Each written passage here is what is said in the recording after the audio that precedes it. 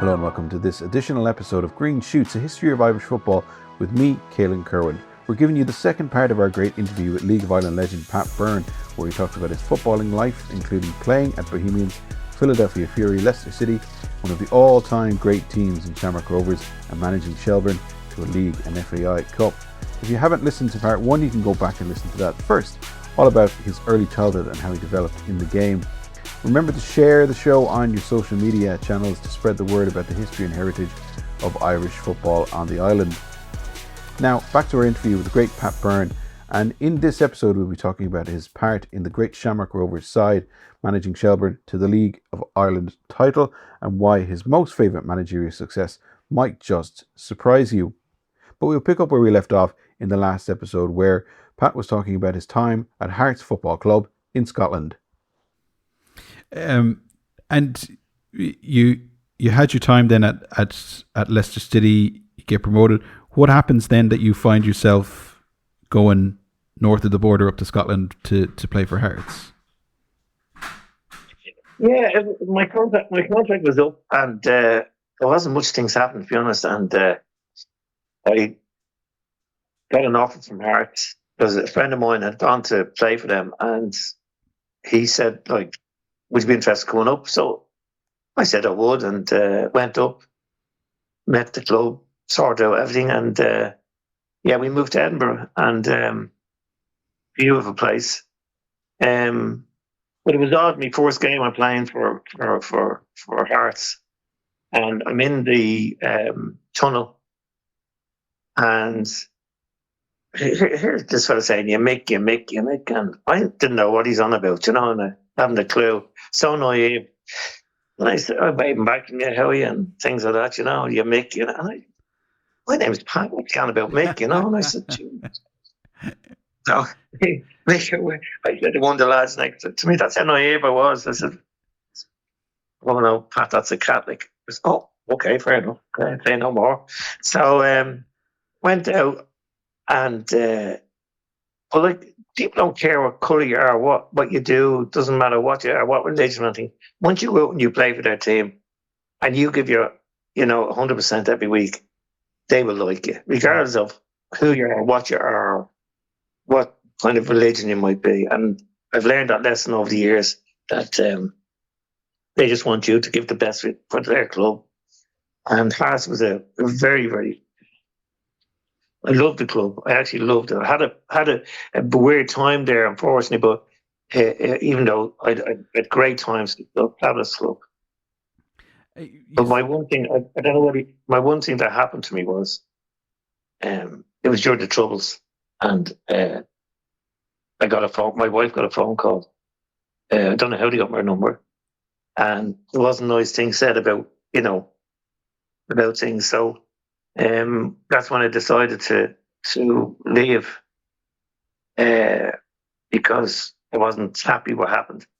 But I used to fly back and forward every week to play for the club, because I loved that, and I wanted to see out my my contract. So your wife, you were living in Dublin at the time, really, and you were going over on the boat, or we were living in Edinburgh.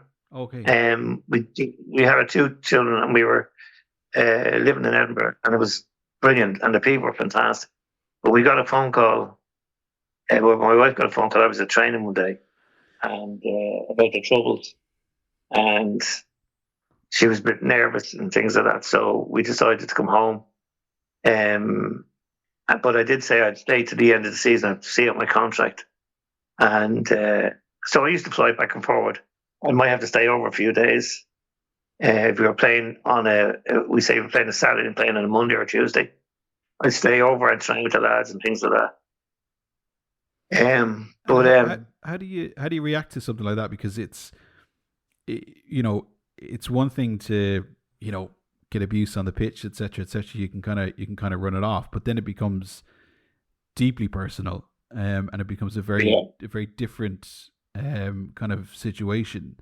So how did you deal with that? Because it must have been exceptionally difficult on an emotional level. It was, yeah, and it was very upsetting. But the club are great now. In fairness, they made sure everything was. It was some crank, I imagine. So I don't know why, because the season was going well. We were doing everything was going well. It was playing well. Everything was going okay. It wasn't as if like my performance was bad because I won Player of the Year at the end of the year of one of the clubs. So it wasn't that. If I'd been playing bad, you might say, well, okay, you want to get rid of you, so that's the way you get rid of you. Somebody out of the office would have rang rather than so I think, but it was just it was a weird one, and we made the decision, and unfortunately, I didn't want to leave. I loved Edinburgh, and we had a lovely apartment there and everything else. So we had great times. The kids were with it. Kids were there as well. So it was.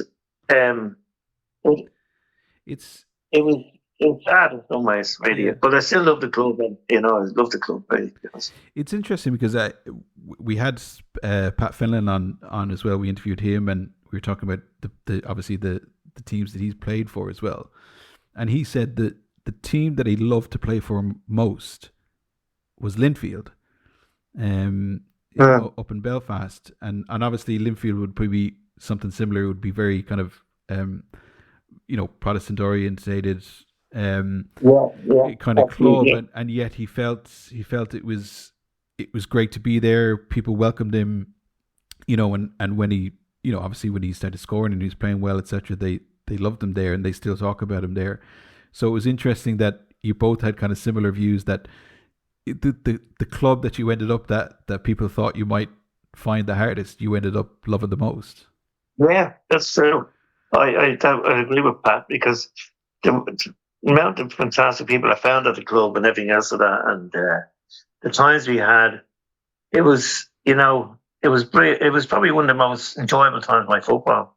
Things were going well on the pitch, and it was just that situation that happened, and it was just, unfortunately, it was too much. I didn't want to take a chance. Yeah, it was too much. Yeah, probably was. Yeah, and didn't want to take a chance. So that opens the window then for you to move back. How did you end up then at Shamrock Rovers? I'd been training with the lads in Rovers when I was playing for Hearts. Rovers let me train with them, which was very good, and I was up there training, so it was great, and so I got to know most of the lads anyway. And then when it materialised that I was coming home, Jim McLaughlin then he took over, and Jim then asked me would I be keen to sign. I said, yeah, whatsoever. And that means I had met all the lads, I knew most of the lads, and it was great. And then you wanted the same thing. I must be, I love playing on good pitches, and when I saw Milltown and the pitch where it was a no-brainer, really. It was fantastic, and the history, the whole thing, the club, and everything else like that. So, but the worst thing was when I signed for Rovers, then my uncles didn't talk to me at all. Then there's a history of you pissing off your family when you signed for Dublin clubs. I've noticed. It is okay, yeah. It is, yeah. So it's amazing when things go. They did go full circle then when I went to Shell, so it was okay. But it was it was. I just wanted to ask you about Jim McLaughlin first of all. I mean, you mentioned earlier about Billy Young at Bowes and how he didn't pick you and he didn't get you at the club unless he wanted you to do a job, do something for him.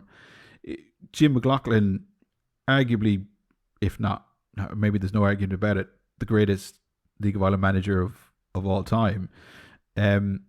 If he asks you to come in and he asks you to do a job for him, I mean, it's a bit hard to turn it down.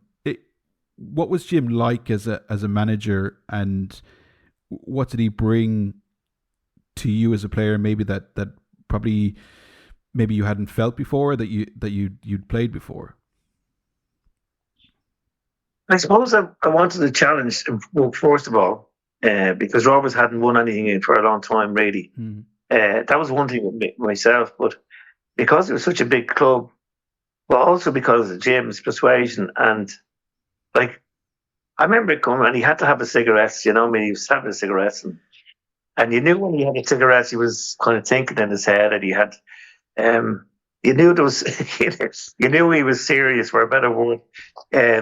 So I met Jim, and sitting down, I had a cup of tea. That's what we had. We had a cup of tea and a biscuit, and talking away. And he said, "Would you be keen to come?" I said, "Look, I'd love to. Yeah, grand."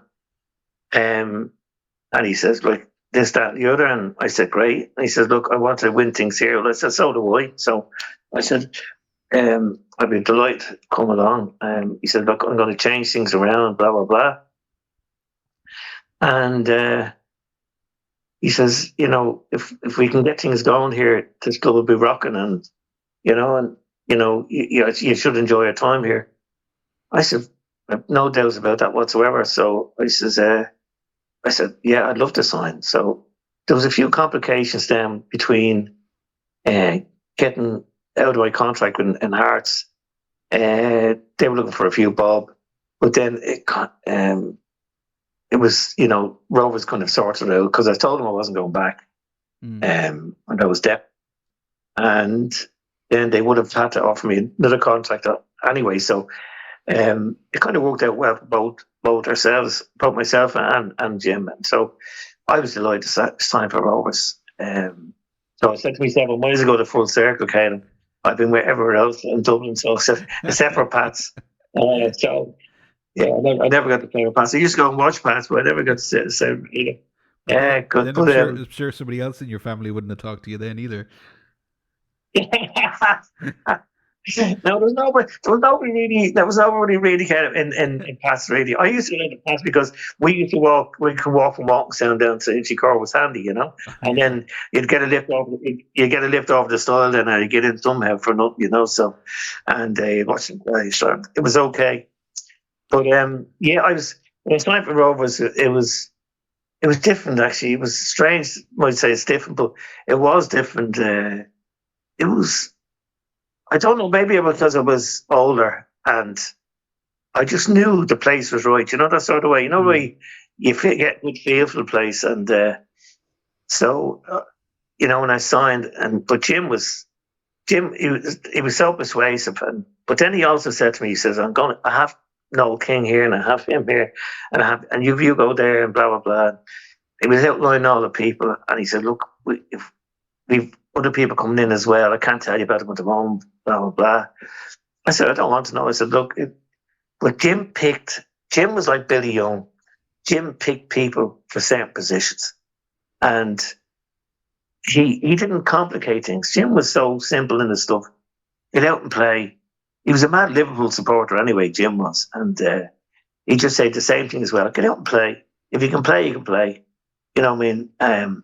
If I buy you to play right full or left full or whatever, that's what I want you to do. Do that. And once you do that, you'll play every week. And if you don't do that, you won't play. And that was that's how simple it was. But he was great. He was good or don't play. He just had it. Yeah. You don't play. That's the end of the story. It doesn't matter who you are.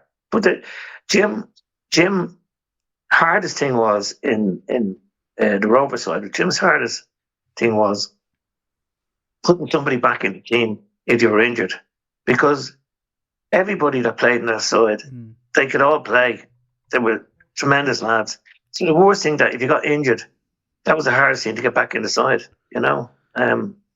But he got a great squad together. But he was like Billy Young, same type of way. No matter if you could play, you can play. Doesn't matter if you're 15 or 16 or 29 or 49, he'd play you. That's the way he was. When you joined, you said when you signed up to join, that Jim said the we'll have this place rocking, etc. Was there any inkling of, when you're in good teams, and maybe it was the kind of the maturity that you were at your own age as well. I think you were probably about 33, something like that. When you joined. Oh, I know I wasn't, Ken. I wasn't 33. Excuse me. It's only young play. Was he? About so 26 was it? Did I do my Oh, maths? I got my maths wrong, did I? and I came back in 80. Was it 82? I came back in 80. You 83. signed in 83. 83. Yeah, So 83, um, 83. So 83, I would have been 56. So I was, what, 27? 27. Apologies. I gave you 5 extra years. I wouldn't mind. I could feel a beard coming on my chin there. That time. So, I'm only 69 last week. Did you say? well, No. if it was my maths, you'd be 75 though. So, You really are. Yeah, thanks. Yeah, thanks so much. Yeah. but yeah, I feel that probably all some days. but did you have any inkling then as to what was to come? Because in a previous podcast when we talked about this team, I kind of described it as probably one of the greatest League of Ireland teams of all time, on the greatest trophy run of all time. Was there any inkling when you kind of started off on that run in '83 that this was going to be this kind of massive, incredible team that just won almost everything in front of it? No, definitely not. Definitely not. I was just hoping we'd get through the season doing well, because Tim had signed a lot of players, and obviously the onus was on him to be successful. Because, like, you had, like, Johnny Joyce I talked about earlier, that took over Rovers, and you assume, like, his knowledge, the people he knew, the success he had, you'd assume that, he would know how to get this thing done, for Shamrock Rovers. But he didn't. And, you had a man, Jim McLaughlin, that the same thing as well. He managed the clubs and the sides and everything else, had to success. And here he comes in, and he just had a way about getting things done properly and about getting the best out of people. And it's hard to even explain, because he could be very harsh sometimes to some of the players. And other times then he was gentle, or what's the best way? Encouraging. But he was very hard. There was players that didn't get a look in at times, and it was hard for them. Whereas it was okay for us if you're playing regularly. It was great because you were enjoying every week and playing the Sundays and playing the games here and there and winning games and things like that. It was great, but there was some players that they expected to play some weeks because they'd played and he had signed it from other clubs, and he didn't probably play as much as they could have or should have, probably. But you see, the hardest thing was getting in the side. Once you get in the side and you performed, well, then you stayed there.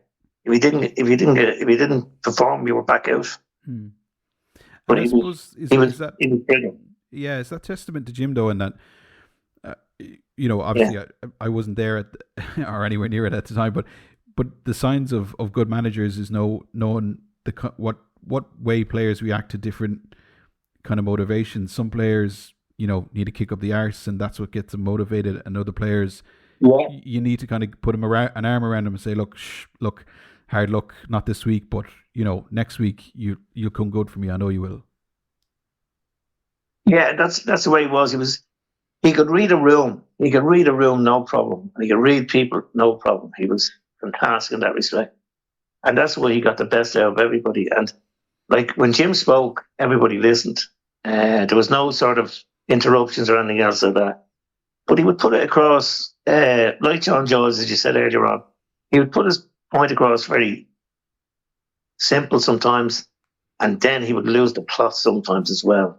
Very rarely, but when he lost the plot, you knew he lost the plot, you know what I mean? And then you'd see him straight back out the door. He'd be going out and having 1 or 2 cigarettes before the second half started, you know what I mean? And that's the way he was. But he just had a great mind about things. Like, I at the time, I didn't realise at the time, Alan O'Neill, was a fantastic goalkeeper, and he went on to do really well. But the Jim brings in Jody Bourne, kind of unknown, you know what I mean? And you're kind of saying, like, how did that happen? Or why did that happen, you know? And he saw something in Jody Bourne that he felt he was going to get. Alan O'Neill could have easily played for us, easy. But Jim changed it. And that was the end of that, you know? And it didn't really matter who they were. If he knew they felt they would do a job for him, you were getting signed.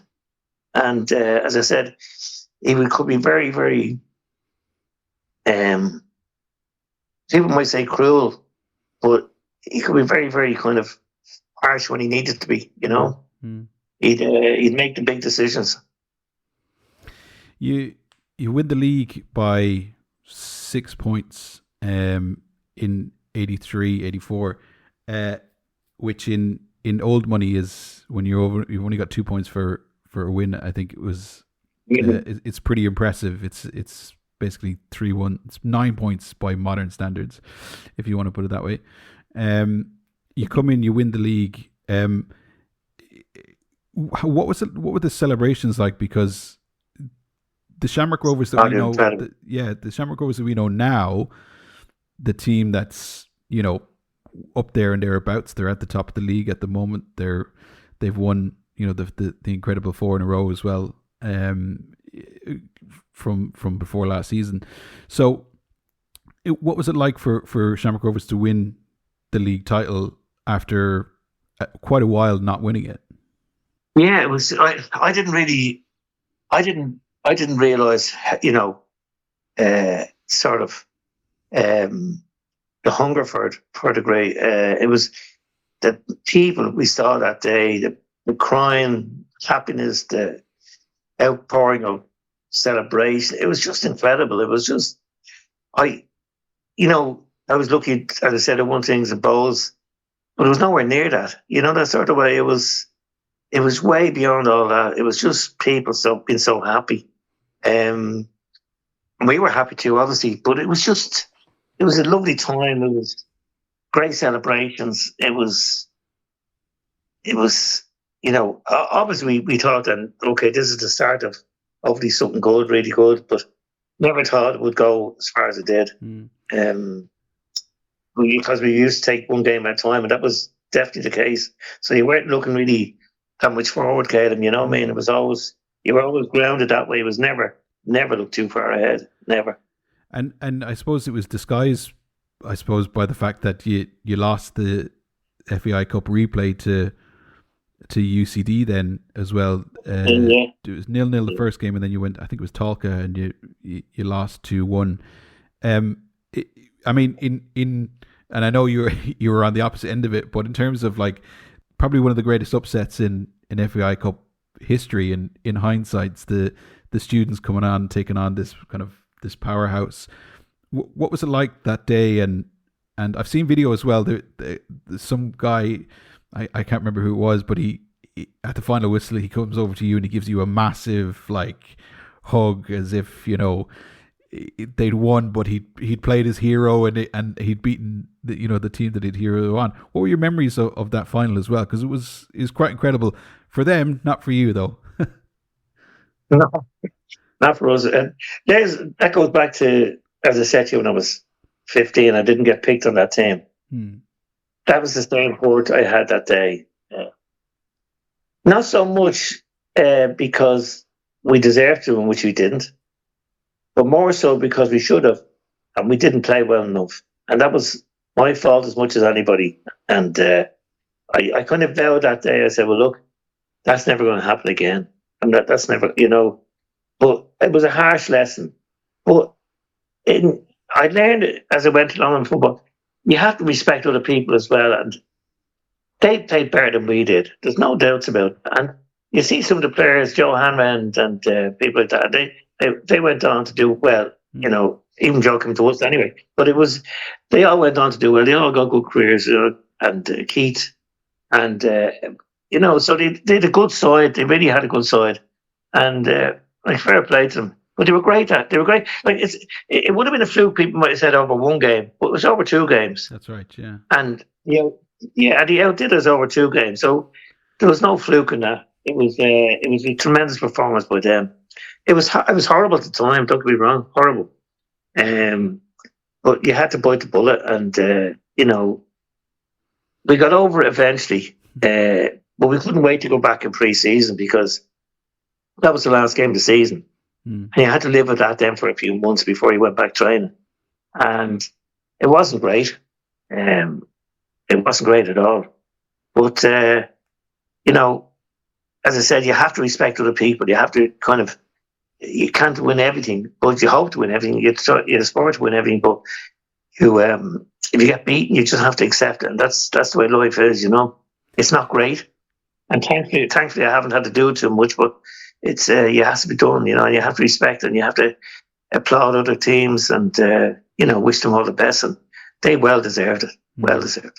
And you certainly did use it as a motivation because you didn't lose a league or a or a cup for 3 more seasons. When you're going through that kind of vein of form, when you're going through that and being with that team, that kind of mentality of, and you mentioned it earlier, of taking that one game at a time and not getting overawed in the moment,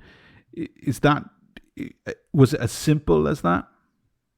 Not really. No, I suppose it wasn't as simple as that, but it's we had a situation, like, people think like that, you went on and cruised through everything and everything was great and everything was gorgeous and everything else. But there was a few issues along the way in those other 3 seasons. Nothing bad now, nothing really bad, but there was times where we all, at different times, people were kind of smelling themselves a little bit, and we were doing okay, and we're top of the pile and blah blah blah.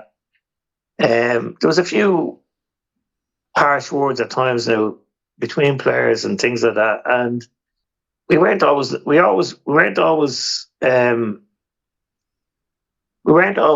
as one at times, but we worked hard at it. But the great thing about them, I have to say about the lads, was over those years we weren't afraid to have face to face talk. That was the one thing we probably learned most out of everything that season, first season, or the cup final.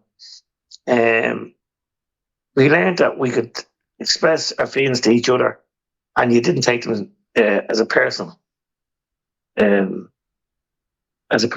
really. But we had to, because you don't win 4 trophies or maybe 6 trophies. You don't win anything if you're not kind of honest with each other. And the one thing that we always strove to was that we be honest with each other, however you may feel, or however you may feel that might hurt somebody.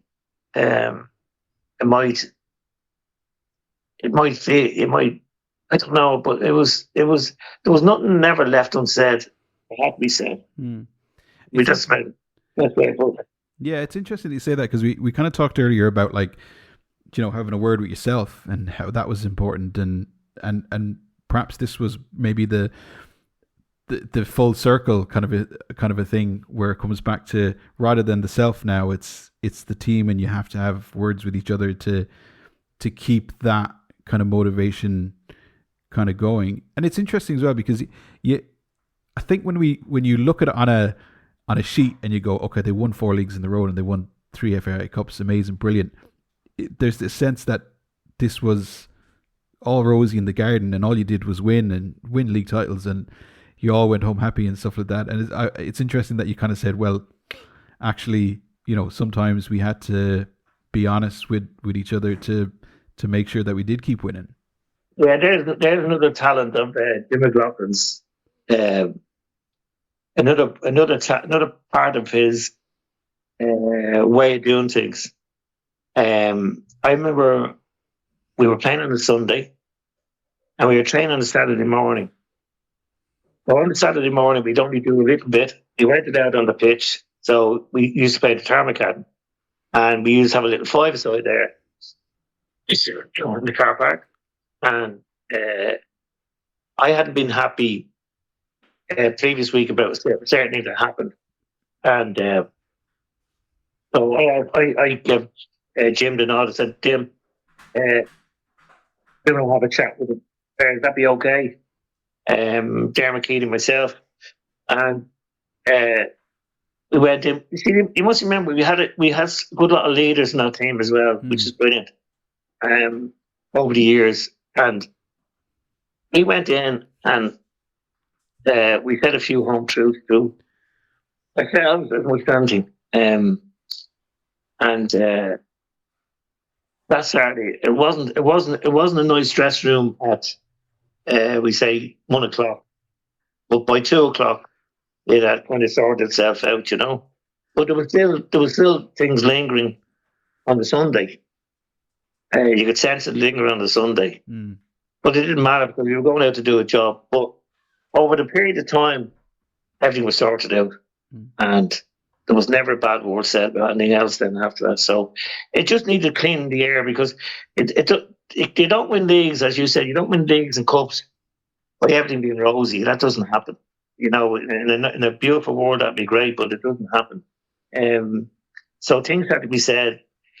People had to express their feelings.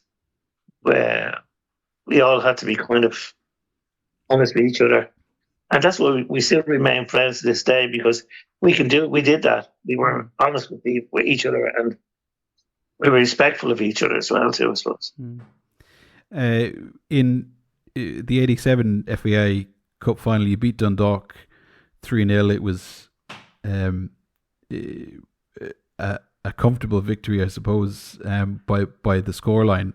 But did you have any inkling that day when you were lifting that cup above your head that was perhaps the end of an era? Was there any feeling that was coming?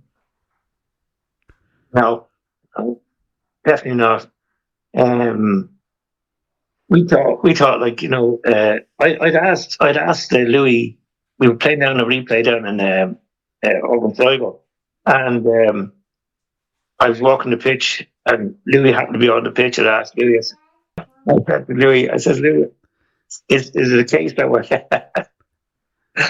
is the case that we're going to be selling Milltown? Oh, no. No, we're going to Talca Park temporary we're going to have an upgrade or do something with it. So I said, it's okay. So that's all I'd heard. Didn't want to hear any more. That was grand. So, but when it came to the end of the season, and then the horde it called to all the players as much as all the fans, like we were all devastated. Here we were. One of the reasons I signed for Rovers was our beautiful Milltown pitch. We'd become accustomed to there, and it was a fortress for us. And here, all of a sudden, then we were going to play in Talca Park, So, and then nobody wanted to go, and all the problems it caused. But I never thought it was going to come to that. No, never. So were you originally told that Milltown, Glenmalure Park was fine? It wasn't going anywhere. There was just some work that needed to get done, and that was what you were told originally. Yeah, we were going. Yeah, well, initially, yeah, and then I was told then they're going to sell it, and when they were going to sell it, I just there was no way I wanted to play over Talca. If it wasn't your home ground, if Milltown was gone, well then I was gone, and explain to us. I didn't sign. Explain to us for. I just didn't. No, sorry. I was just going to ask. Explain to us what it was like for playing for Shamrock Rovers and asking Shamrock Rovers fans then to go to Talca Park, and the players go to Talca Park. At the time, the protests from the fans was, I suppose the best way to describe it was vitriolic. It was absolutely damning. Yeah, and I didn't blame any of the fans. I never did, because they came to watch us every week. They supported us through good times, bad times. I know, and we're lucky in great times, but to see the amount of people outside the ground when you go over, and you see all these outside, and they're not going in to watch you, and they're wishing you all the best, and they hope we win, but they hope we don't win in some ways too, because they want to say there's a reason why we're over here, we're not winning, so they want to have some sort of, at least to get bent their anger on that. But I felt so sorry for the people. I mean, so the amount of people I met, and your whole your whole pre-match your whole pre-match was out the window because you were going over there to focus on the game. You've done all your things right. You prepare properly, and then you meet these people that you know really, really well, and you've celebrated with over the years, and you've met them down the country, and you met them in Finn Harps or whatever, Derry or whatever it might have been, and all of a sudden here we are, and they're not invited inside. You know, they're not going to come inside, and here we are walking past them as if we're going to the party inside, and they're not going to the party, and it's horrible, absolutely horrible, and I don't know how they did it. I really don't, and the amount of effort they put in to try, get it quiet and everything else. I still can't believe to this day why somebody, the government didn't buy it, and you know what I mean. And I know they probably couldn't interfere at that time, but I don't know why it wasn't bought by somebody else, and kept as a stadium, because it was just fantastic. It had so many memories and things that. Don't get me wrong, talent is fantastic. Love it and everything else like that, but we lost part of our soul at that time, because you just loved it. You loved going out to that pitch and playing. And you see, people think players are players, but players are, I suppose, in some ways, players are performers. So when you know where to perform, you were kind of saying, well, this is not my gig at all. I don't want to be here, and that was it. That was the thing that was the worst part, and that was with everybody really. We all went their, and the worst thing is that everybody went their own ways and broke the whole team. It was difficult. Yeah, it was like a band breaking up, wasn't it? I mean, it was just this kind of you made this kind of like you made this fantastic, beautiful music together, and then all of a sudden it just ends and everything falls apart. Your home is gone. Players then are saying, well, I don't want to play here, and team's not the same, and the balance is gone, and players start to move away, and it really did rip the soul out of Shamrock Rovers, didn't it? I think that's a good way of putting it, actually. The soul, because the soul was gone. That was it. The soul included so many people, mainly our fans, but it also included our players, because everybody was gone different. Everybody eventually went different places, and some of the lads went up to Derry and was successful and proven that we had to kept the side together. We could have gone on, probably done more, but they went on to do really well under Jim and so forth. Again.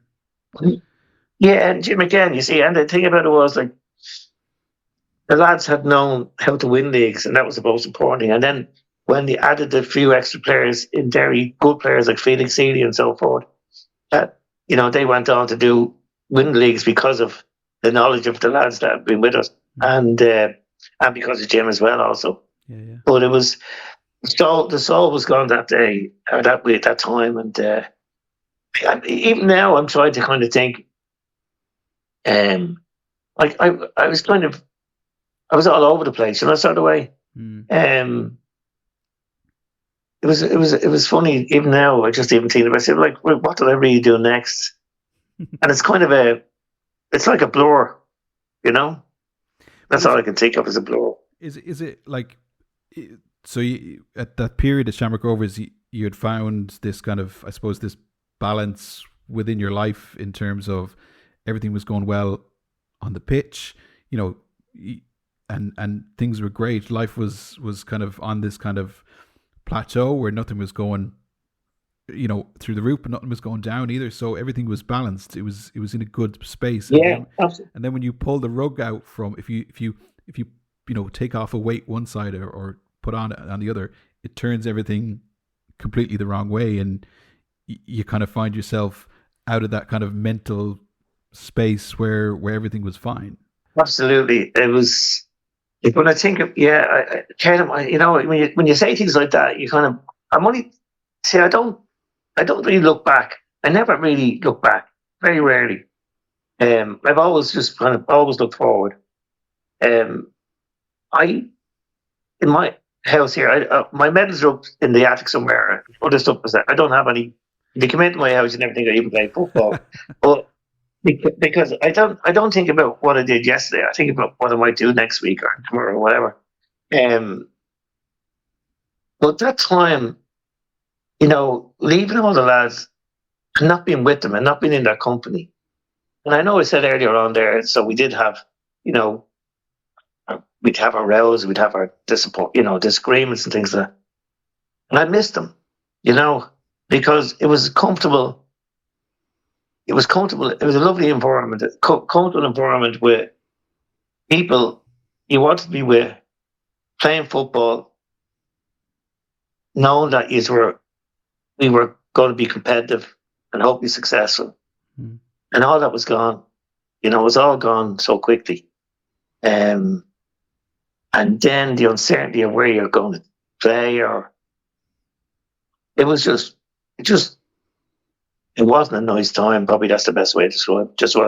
Just wasn't a nice time at all. Mm. It was just forgotten, really. And so how then did you end up at Shelbourne? Oh. Was that a natural kind of, I suppose, switch for you to make? Right. After a while, yeah, there was other people had come and gone, and then I went to Shelbourne. Ollie came, and asked me would I go down, and I said, yeah, I'll come down and have a look. And we were playing down in what do you call it, Harris Cross, when I went there first, and the place was kind of run down. It was shabby. It had nothing about it, but I felt this is some challenge. You know what I mean? I'd love this. I'll give this a go because I love a challenge. And obviously, Shelbourne was close to my heart. So I said the first thing to Ollie, I said, "Well, look, I'm in the building. I'm in the building game where we had, good building company." And the first thing I said, "Well, look, there's a wall between the players and." Sorry, there's no wall between the players. There's nowhere for a manager to go to talk to people. So I want this built up, and I wanted a small room here. It wasn't much, but I wanted that. I want the place painted. I want this clean it and everything else like that. I want the place, So I said, I'll come down, do that. So that's what we did, and we set about trying to put a team together. And I wouldn't mind. We hadn't a shilling, It was this was going to be some challenge, So because I love Shelbourne, I said, well, look, I'd love us to do well, So we started off, brought a lot of young lads in, and tried to kind of replicate something like, Billy Young and Jim to a degree. And it was forced anyway because we hadn't got much money, with no money. So brought a few young lads in, and then. Sorry, I should point out, by the way, that you're managing Shelbourne at this stage. Sorry, this isn't a. You're managing Shelbourne. Yeah, sorry. I didn't point that out. Sorry. Sorry, so that was playing myself. I didn't pick myself. Actually, I did pick myself. I had nobody else. And I didn't have to pay myself, so it was easy. But it was so it was we got so Tony we started off with Ollie anyway, and he's great, and he's so enthusiastic. But I'm going to be intrigued to see which way this play goes about him, But he's the most difficult person to work with in your life. He's brilliant because his enthusiasm for Shelbourne was unbelievable, absolutely unbelievable. He would do anything for Shelbourne, do anything whatsoever, because that was his club, and he just loved it, absolutely loved it. So I loved it too, but he was just way over the top, off the Richter scale, really. So we got a place to train down CYM, tried to make it as professional as we could. Got a few players in, got a lot of young lads in. Got Freddie Davis there, and the Whelan came along, and I was trying to get anybody I could really at the time. Bring in with Bobby Brown that played really well for us, and Corey Dully. We got fellas in, and And we couldn't compete now with money-wise and things like that. But we had fellas in, and we were, Gary Barrett was in, Paul New was in. Great lads, brilliant lads. So say about it, and that was maybe the first trip we had to the Isle of Man, and I said, Ollie said, well, we can go over there for a pre-season training. I said, jeez, that's great. So the lads didn't get paid. They had to take a week off to go training. They had to play matches over in the Isle of Man, which is great. Some lads could, some lads couldn't. We went over anyway, and we had a good time over there. Great pre-season, everything else. Got back here and set about then trying to get, a few wins and things like that. So we were up and down. We were competitive enough. Did all right for what things like that. Kept going. And then Tony, second. I'm getting lost here. Tony's gone blank here. The chairman comes in anyway, and he says he's going to buy Talbot Park. We couldn't believe it. I was on holidays in Wales actually. I get a phone call from Molly that we're going to buy Talbot Park. I said, "Go away with that! You're mad altogether." I thought he was I thought he was on the funny stuff, and I said, "Jesus, Ollie, would you why would you stop?" Now here's me ringing him from there. It was costing me a fortune on the phone, but I kept talking, and he's sure. Yeah, and so we're going to buy it, and I couldn't wait to get home. That's how silly it was, and it really. I mean, I'm on my holiday with my kids and my wife, and all I want to do is get home and go to Talca Park, So get Talca Park then, and this is like heaven. Like we're in the real world here now, and then we could buy a few players in and things like that, and it was great. It was just brilliant, and it was fantastic times. Yeah. It really was fantastic. Talk to us. And then we go. Sorry, I just wanted to get in there and excuse me, ask about. Sorry, Tony Donnelly was the chairman. Sorry, Tony Donnelly. Oh yes. Talk to us a little bit about Ollie as well, because there's not many chairmans that have books written about them, and all the stories that come with that. And talk to us a little bit about Ollie Byrne as well, because this is like a real character of League of Ireland history. I mean, most certainly was that. Absolutely. If you ask him to get something done, he really would try to get it done. We wouldn't have a penny, but he'd do a deal with somebody. Like he'd say, "Look, I'll give you 100 tickets to the match." Now, you wouldn't be 100 people probably going, but anyway, we'll give you 100 tickets if you give us 6 buckets of paint there, will you? Or 20 buckets of paint, whatever. And could you throw in a few brushes there as well? And could you do that? And like it was a barter somewhere along because we had nothing to. We had to use anything we had to get in stuff, So he goes in. And I said, "Oh, look, we need good training kit. We need good training tracksuits to hold it. We want to look professional when we turn up on a Sunday. We don't want to have fellas and I wouldn't let the lads wear jeans, never would. So we either wear up with a short tie, or we forget about the tie sometimes, but even, smart for casual. So, but then I wanted something more, because then we have a fella coming in with a red jacket or things like that. Yeah. So I said, look, we need tracksuits to kind of, travel and things like that. Yeah, okay. And then I'd met a guy in insurance, and he rang me, and he says, "Pat, look, I'll pay for them," because he was a Shelbourne man as well. And that was brilliant. I got Ollie in touch with him. By the time the man was paying for the tracksuits, he was paying for a trip here. He was sponsoring the game. He's very sure to give him his own few bob, But that's the way he was. He was just a wheeler and dealer. And hard to solve at times now. I know we fell out near the end, but I never fell out with Ollie really, but when he sacked me over nothing. It was the maddest thing ever, because I told him to F off, and I I would do it to anybody because what he asked me to do, I'd never do anyway as a football person. I'll tell you really what it was, the fellow Ollie was. He wanted to know my team on a Friday to tell the chairman, you see. And I says, I'm not telling you, Ollie. I never tell you. But I want to know. I said, who wants to know? You or the chairman? No, he said, I want to know to tell the chairman.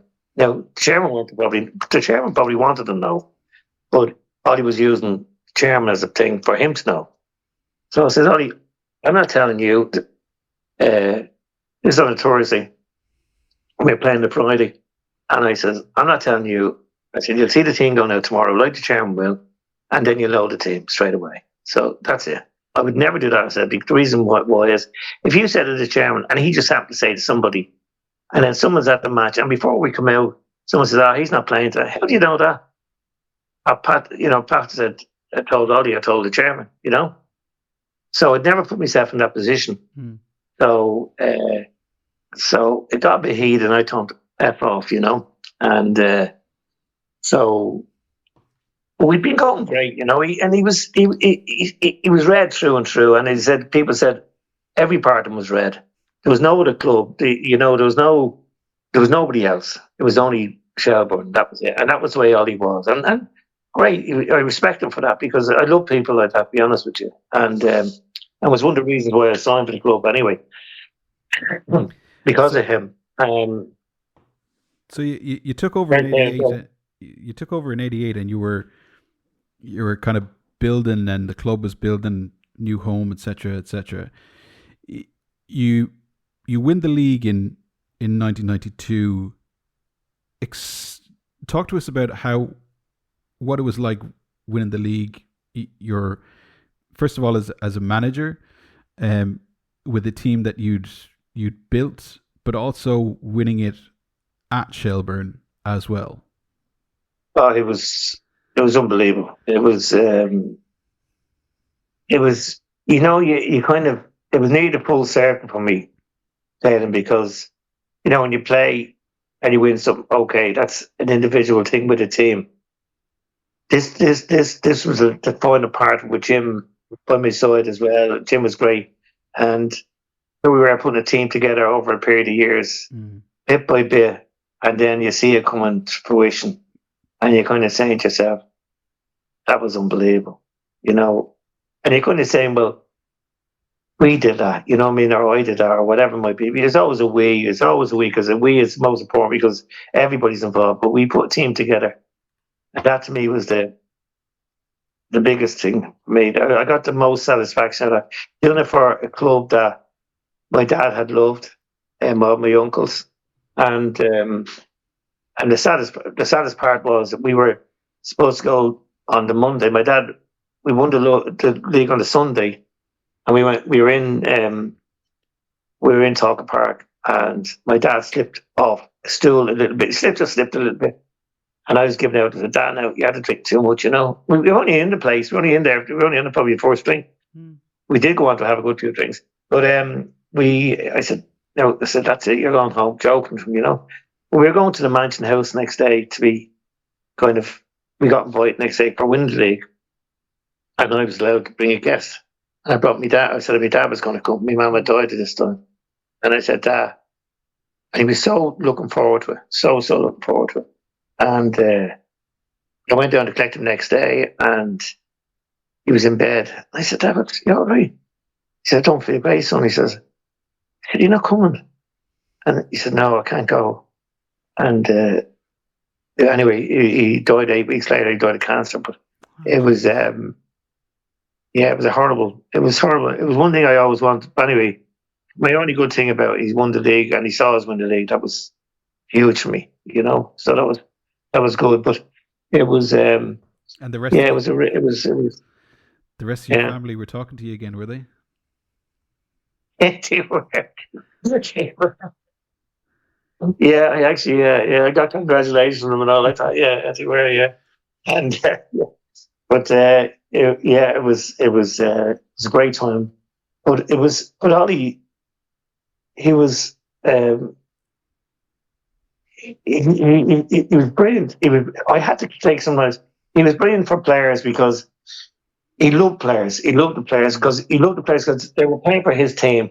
They were playing for his club, and he loved them because they were there and they were Shelbourne people, and they were playing for Shelbourne Football Club, and they were playing the best he could.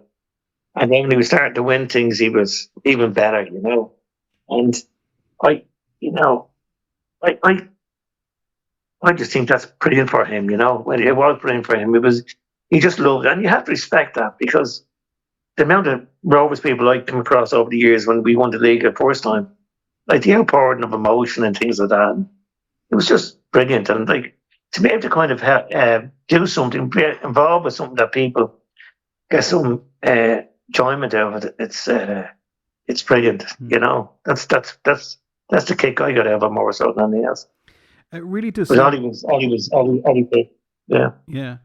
It really does seem like that that period at Shelbourne. You won the league and you won the cup then in '93, but it seems like it's that kind of really high point in your football life where everything in your life just seems to kind of come full circle back to this point where your manager, you win the league with Shelbourne, and your dad gets to see it, and your family, this everything just seems to tie into this kind of one period, both in your managerial life and your personal life, into this kind of one kind of these few years, these moments that were at Shelbourne. Absolutely, that's a good way to describe it because it was actually, that's why I said to you about winning the league and winning it with Shelbourne was, as much as a personal thing, it was for a group thing, for the family, for everybody, and for everybody that helped you along the way, sort of way. It was the final piece of, as they say, jigsaw and all that type of thing. It was though. It was just a fantastic time, and I think at that time I felt so relaxed with myself, the sort of way as if that's it done now. I'm happy. I don't need to do anything else really, and I didn't really need to do anything else. I was happy in my own skin that, as you said there, Karen, it come full circle really, and we got to enjoy it at the end really to a degree, Yeah. So it was good. And then obviously you talked about the argument and the falling out with Ollie Byrne. Was it a shock to you to be fired, to be let go? No, it was a major shock because we were just off the top of the league. We had to just win the cup, and we started the league fairly okay. And the thing about it is, Ollie had an awful habit of interfering with things, and you had to be.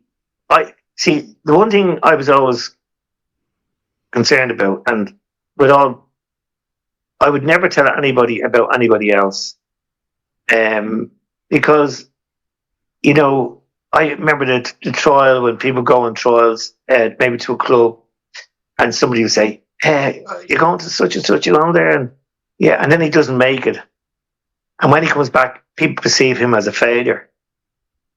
And people can use that whichever way they want, sort of way. Mm. And so I would never put any player in that sort of situation. And that's why when I went from Shelbourne, I felt okay in my own skin because I didn't let anybody down. That was the most important, because I wouldn't tell someone at the team, because that's wrong. I wouldn't tell anybody at the team until I spoke to the player, till they're going out there in that dressing room, before they leave that dressing room to go out. I will give the team sheet out, and everybody will know what it is. But I will never, and I never did, and I never would give a player's name to anybody, because that could be terrible. It's coming from somebody else that you made that decision, and you kind of you shared it with somebody else about somebody. Imagine saying, Noel Quinn, you're not playing. He won't be playing tomorrow. I'm not playing him tomorrow. And all of a sudden, Noel Quinn's getting ready and he's getting organised. He stayed in the night before. He's looking forward to the game. And all of a sudden, a fella says, "Oh, you're not playing today." Someone says, "How do you know?"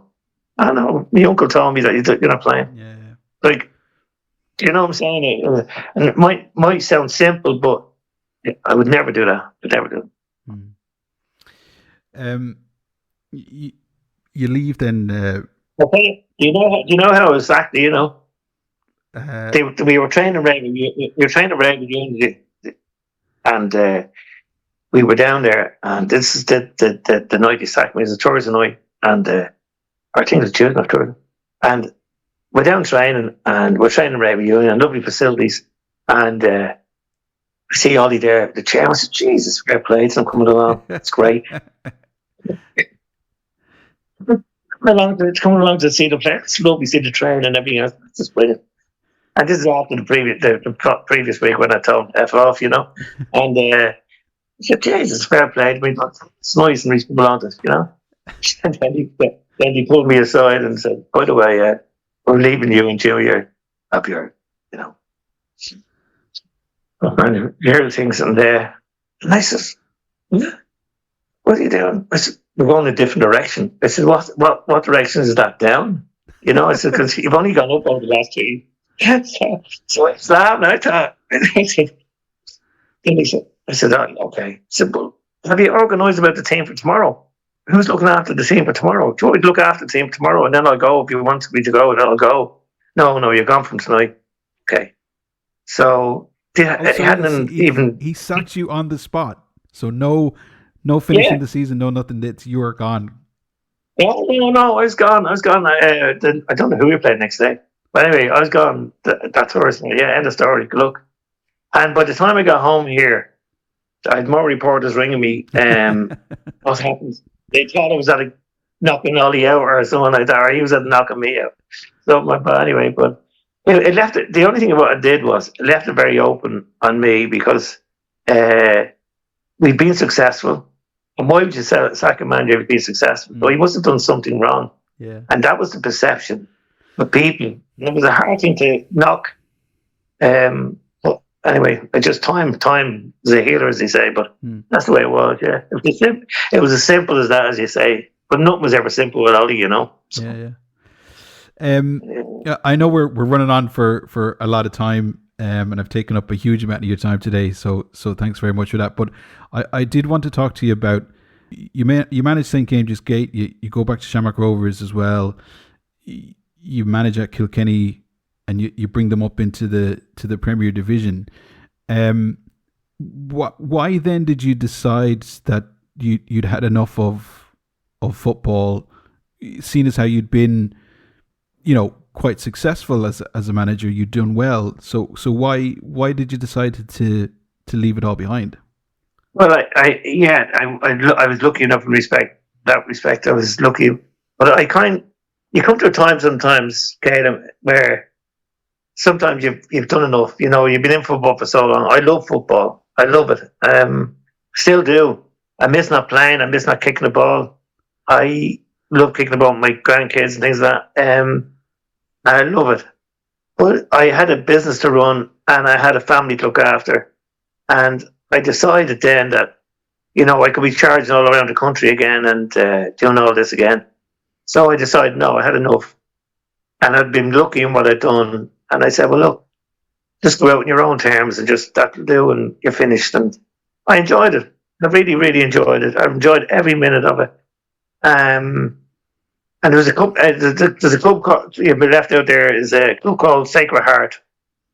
And my son-in-law played for them. And I'd been out of management a while, and the manager walked away on the week before he started the league.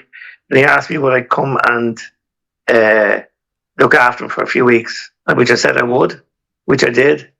And I had a chat with the lads the first day and said, but like, if he's don't turn up training, I won't be here, I'll go. But I enjoyed a year of that. We went on to win a cup. And that was one of the best things I ever did in my life, would you believe, in management. And to this day, I still tell people about that one. People said, oh, you won the league with Shells and you won the... I know, but I got the most enjoyment out of that one. And I did it for nothing. I enjoyed it. I did it for a group of fellas that got them together We were like Ragball Rovers, but we were great unit, and the lads were fantastic. And I had enough, and I went down, and that was the end of it, So it was And lovely. is that the one that sticks with you the most because it was doing something football for football's sake rather than Yeah, something like that? yeah, yeah. But it was one of the reasons, because I loved it. Didn't get a penny, and I didn't want a penny. That was the most important thing, because I could walk away whenever I want to walk away. I got a group of fellas that dedicated themselves for a year to enjoying themselves and winning a cup against Pegasus in UCD, and it was like winning the European Cup, and that's what I got a buzz out of that. And after that, I as you say, talk about full circle. I'd done it all, so that was the end of it. So when you look yeah, back on your right time. when you look back on your football career, your football life, etc., I suppose how would you describe it, and I suppose how would you look back? You mentioned earlier that you don't look back that often on it, but if I asked you to look back on it now, what would you say, and how would you describe it? Yeah, describe it. Describe it. I would say I was lucky. I came across some fabulous people. I got some great friends. Got great memories. I've got so much enjoyment out of the game. I don't understand why people nowadays, even junior football, are not playing the game, because it's the best thing in the world. I got to see loads of different places, but the most important thing, I got to see great fans from anywhere I was. I had great times with them, and thankfully we were successful in that respect. And I don't have any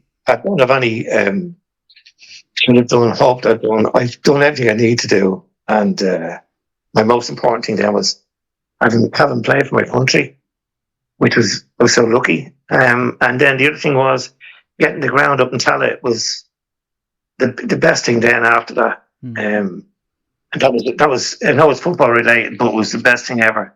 Was getting the stadium, because Rovers is a fabulous club, and you need to have facilities like that. And it's shown in European games that we can compete with the best of them, and that's really all, I suppose. Yeah. Everything else, I've had a wife and kids that back me for my football, which is fantastic, and I never had to worry about going somewhere where I need to go. I could just go. It's brilliant. So, been lucky. Fantastic, absolutely fantastic. Well, Pat, thanks very much for joining us. It's been a long journey that we've taken the listeners on, but it's been a fantastic one, and a really enjoyable one, and I think one which everybody would admit would be an incredible career for any person to have within football, and for you to shed some light on it and tell us some of those great stories is really, really appreciated. And I know the listeners as well will really enjoyed having listened to that fantastic story about your life and your football life. I can thank you for you brought out the best of me, because I didn't know I was going to say all that, to be honest with you. So, but I've enjoyed that talk, and I really have, and it's brought back even memories now, and I'm just swirling around in my head there thinking about them. And but thank you, and thanks for your time as well. Thanks, so. Yeah, not a problem. Cheers, Pat. Thanks, Caleb. Thank you very much. Well, that's it for this special episode of Green Shoots, a history of Irish football. My sincerest thanks to Pat Byrne, who devoted over 2 hours of his time to talk to me about his extraordinary footballing life and his love of the game. I certainly enjoyed it, and I hope you listening enjoyed it too. Our next episode out during this week will be the League of Ireland in the 1990s, as we, St. Pat's, win 4 League of Ireland titles, plus league wins for Cork City, Dundalk, Rovers and Derry, while Galway United, Bray Wanderers and Sligo Rovers find glory in the Cup. Don't forget to share the show on your social media to spread the history and heritage of Irish football, and support your local League of Ireland and Northern Ireland Football League clubs. It's our heritage, it's our game. Until next time, bye for now.